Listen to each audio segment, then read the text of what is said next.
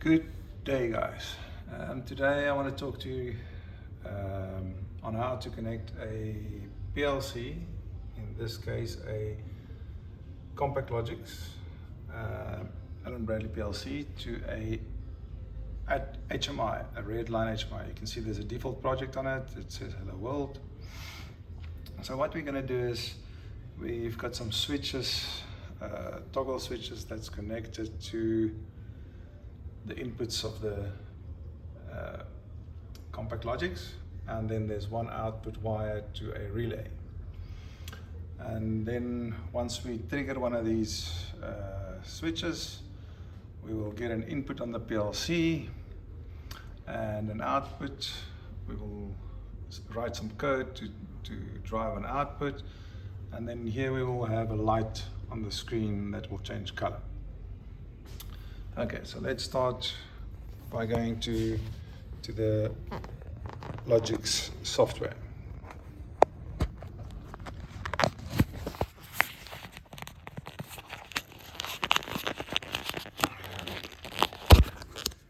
Okay, there we go. So let's first go here to the main routine, but let's connect first to the PLC so we can make some online changes. Don't have to download afterwards. So just click on go online. You'll see there it says remote run. It's online. Oh, I can just download as well.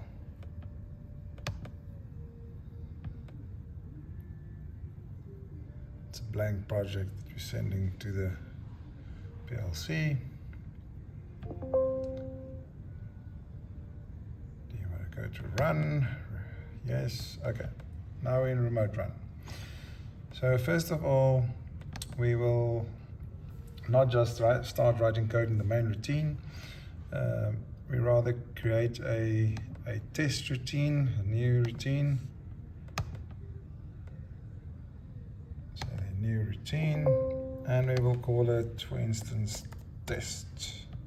And it's going to be ladder logic. Okay.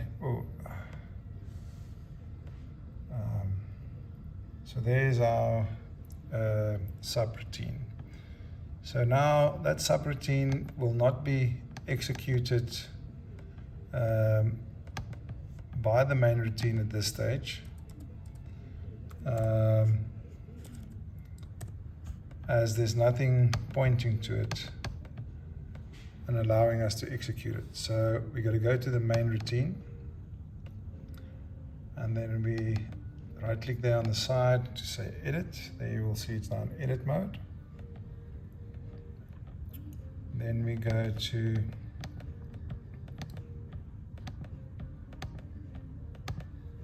program control, and there's the JSR, the jump subroutine. Just pull that in over here and select the only routine we have is the test one. Click on it, we've selected it.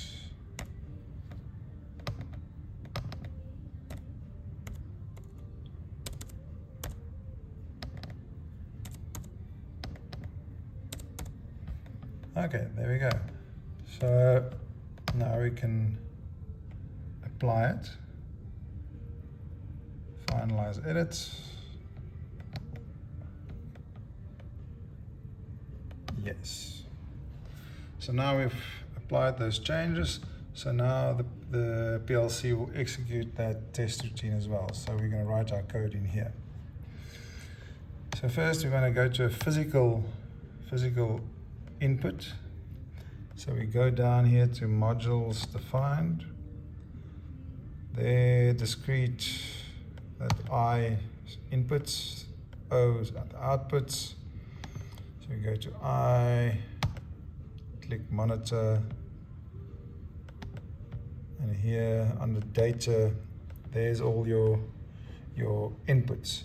So you can see there's one that's it is on the first one is on the first input currently, and there it's on the PLC as well. So there's 16 inputs and 16 outputs, the green ones are the outputs.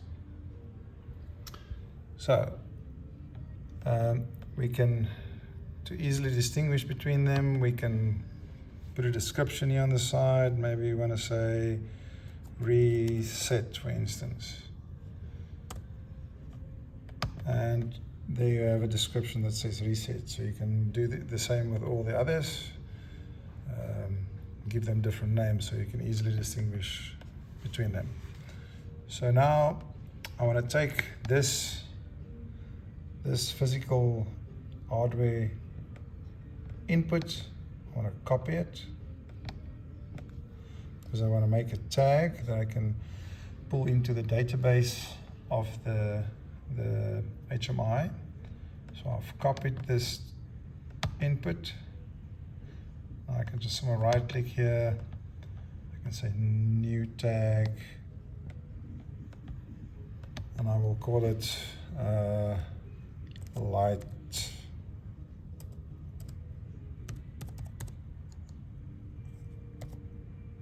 on. And it's not a base tag, it's linked to a physical input, so I make it an alias tag. I paste that hardware address in there. I just say create, and now I've created a tag. So let's close this over here. These the inputs that we're monitoring. Put a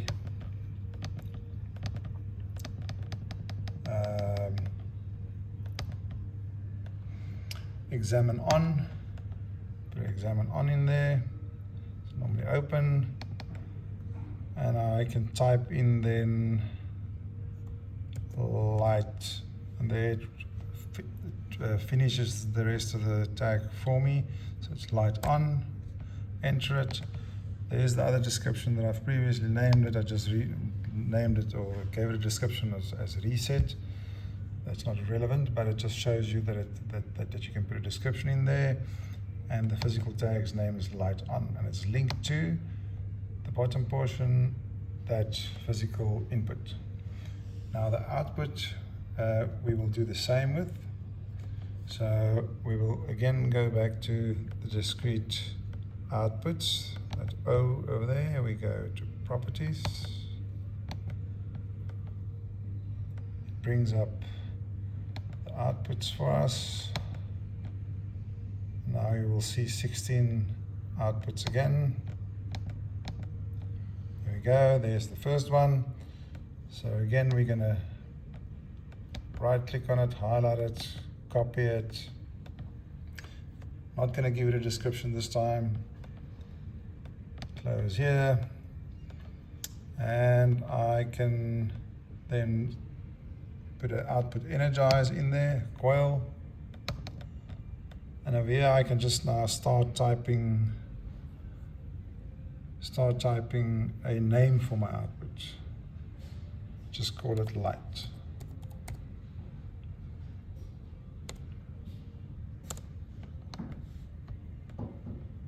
Right click on it and says light.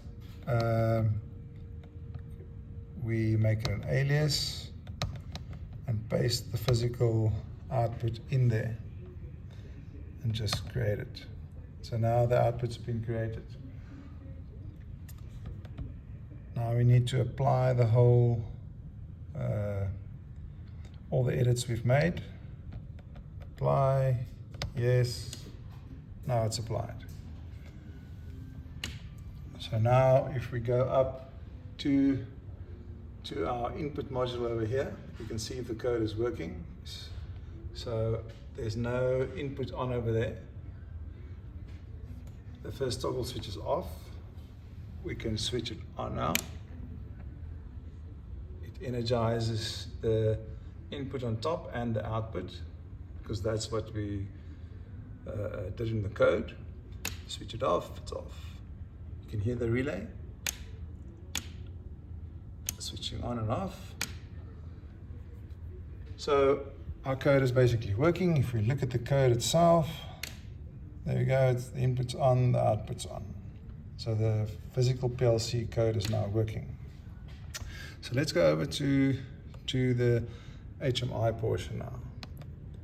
This is the Crimson software for the red line HMI.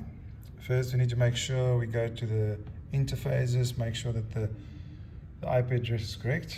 It's 3010, so that's correct. Then we gotta go to communication, and now we need to select the driver. So we need to talk to we want to talk to a Allen Bradley PLC. So we click there. There's the Allen Bradley PLC. It's not one of the old DF1 protocols, RS-232, etc. It's not a micro master, but we can use any one of these L5K ones. If we use the L5K enhanced, you can then select only the tags you want in the project and that you want the red line to execute the whole time. If you use the normal L5K, the first option, then it will execute all the tags. So we're going to use the L5K enhanced driver. Okay, so I've selected it. There it's, you can see it. So now we go to the PLC. We must give the PLC IP address. We need to put it in here. So that's 30.1. And we need, under tag management, we now first need to go to the Allen Bradley software and export the file. We save as this project, and we can save it then as test, as a L5K. There we go. Test and save. Save. Yes. So now we need to go back to the Crimson software, go to tag management, import L5K, select the L5K, and import it. So now here under controller tags, you'll only see the two tags that we've created. The light, that was the output. You can see physically there it's an output. The light's on, that was an input. So it's the two correct ones. So we want only the output we want to see, and we want to drive a light with the physical output. So now you just double click on it. Now it's on the right hand side. So I can close it. So that one is now going to be scanned by the HMI. So now we go to the display pages section. We're going to rename that default name to main page. We're going to delete the hello world, and we're going to pull in a light. So there's your indicators.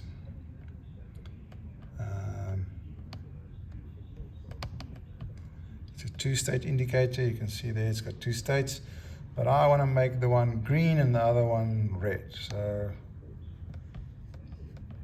let's go here to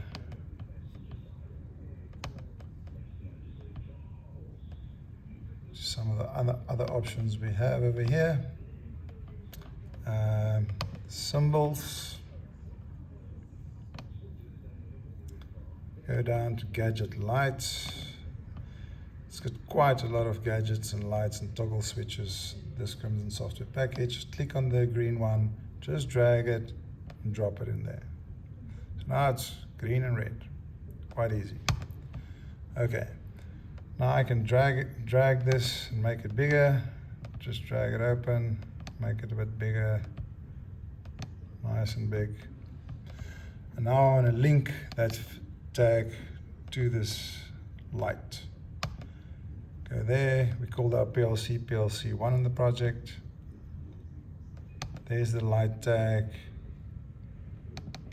Double click it. Now it's linked. So now all that I need to do now is I need to download now to the HMI. So I can go to send. So it's clearing the old configuration and writing all the blocks, checking the firmware. After that, it should be on the screen. There we go. There we've got a green light now on the screen, and I'm going to toggle my toggle switch up. There we go. There it's red. Input is on, output is on,